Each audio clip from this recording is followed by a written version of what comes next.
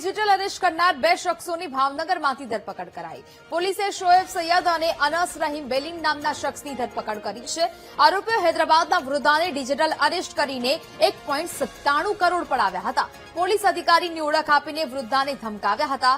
Hyderabad cyber ક્રાઇમે આરોપીઓની ધરપકડ કરી આગળની કાર્યવાહી આગળ વધારી છે।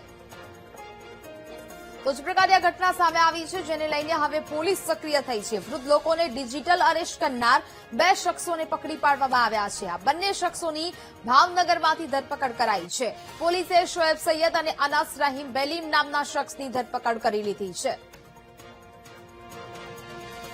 તો આરોપીઓએ હૈદરાબાદના વૃદ્ધાને ડિજિટલ અરેસ્ટ કરીને છેતરપિંડી આચરી, જ્યાં આ વૃદ્ધ પાસેથી 1.97 કરોડ રૂપિયા પડાવ્યા હતા। પોલીસ અધિકારીની ઓળખ આપીને વૃદ્ધાને ધમકાવવામાં આવ્યા હતા। હૈદરાબાદ સાયબર ક્રાઇમે આરોપીઓની ધરપકડ કરીને હવે સમગ્ર મામલે કાર્યવાહી છે તે આગળ વધારી છે। દિવસે ને દિવસે ડિજિટલ અરેસ્ટના કિસ્સાઓ સામે આવી રહ્યા છે અને લોકોને જાગૃત થવાની જરૂર છે, પરંતુ ફરી એક વખત આ ઘટના સામે આવી। વૃદ્ધોને વધારે ટાર્ગેટ બનાવવામાં આવે છે ને જેમાં આ ફરી એક વખત આ ઘટના સામે આવી હતી। સંવાદદાતા રાજુ ફોન લાઈન પર જોડાયા છે।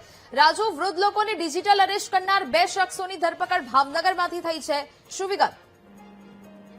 ત્યાં વાત કરવામાં આવે તો જે હૈદરાબાદની અંદર એક વૃદ્ધાને કરોડો રૂપિયામાં ડિજિટલ એરેસ્ટ કરી અને તેની પાસે કરોડો રૂપિયાની જે ઠગાઈ કરી હતી, જે મામલાની અંદર હૈદરાબાદ પોલીસે ભાવનગરમાંથી 2 શખ્સોની ધરપકડ કરી છે।